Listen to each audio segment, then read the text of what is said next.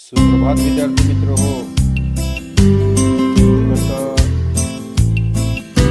दिनों से हमारा ये अभ्यास चल रहा है 1 जुलाई से 15 अक्टूबर तक। तो उसमें हम 1 से 3, 4 से 6 तक 6 दिन थे। 6 दिन का भाग हमने पहले देखा था। आपने भी अपनी कॉपी में 6 दिन तक का अभ्यास किया होगा। आज हम 7, 8 और 9 दिन का ये जो सेतु अभ्यासक्रम है उसके बारे में चर्चा करेंगे। आप अपनी कॉपी में उसमें जो सवाल दिए हैं ये छुड़ाएंगे।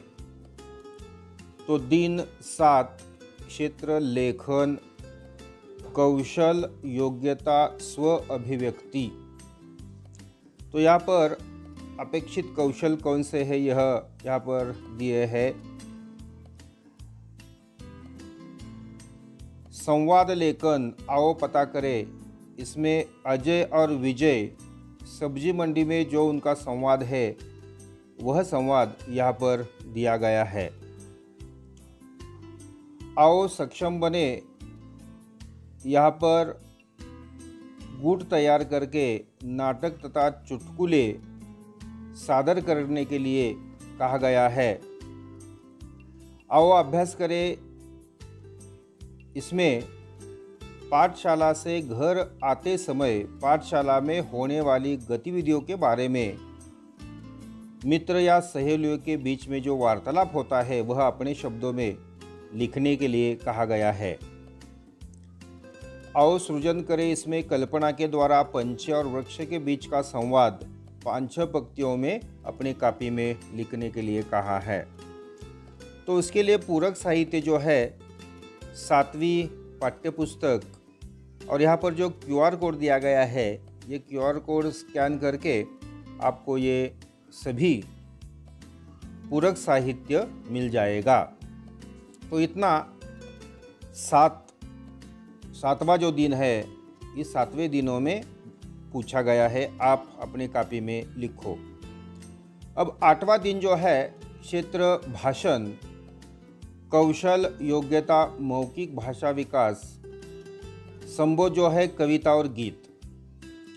तो अपेक्षित कौशल यहाँ पर दिए हैं कि भाषा की बारीकियों से ढंग पर ध्यान देते हुए सार्थक वाक्य बताना तथा लय ताल आरोह अवरोह हावभाव के साथ पठन करना।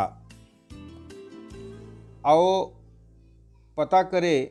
यहाँ पर दृश्य रूप में न होकर भी एहसास दिलाने वाले मस्त हवा की अटखेलिया की जानकारी दे।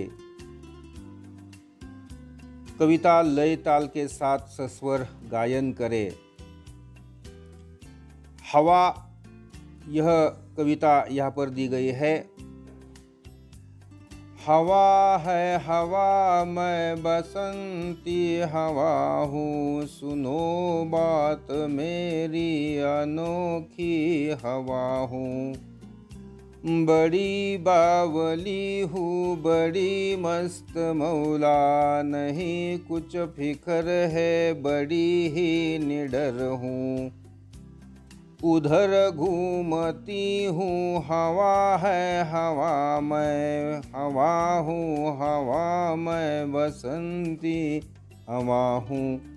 इसी प्रकार आप यह कविता सस्वर गाएं और पाठ कराएं। आओ सक्षम बने। इसमें प्रकृति की अप्रतिम सुंदरता का वर्णन लिखने के लिए कहा है। आप यह वर्णन अपने कॉपी में लिख के प्रकृति की रक्षा के लिए पर्यावरण की रक्षा के लिए हमें क्या करना है इसके उपाय भी आपको यहाँ पर लिखने हैं। आओ अभ्यास करें।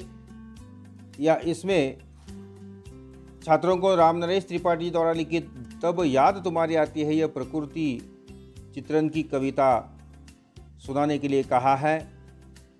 प्राकृतिक आपदाओं जैसे भूकंप, बाढ़, इससे बचने के लिए जो उपाय है यह आप अपनी कॉपी में लिखें। प्रकृति संतुलन संबंधी जानकारी, पर्यावरण संतुलन करने के लिए हमें क्या करना चाहिए, ये आप अपनी कॉपी में लिख के उसके लिए पूरक साहित्य जो दिया गया है, कक्षा 7वीं की पाठ्यपुस्तक और QR कोड।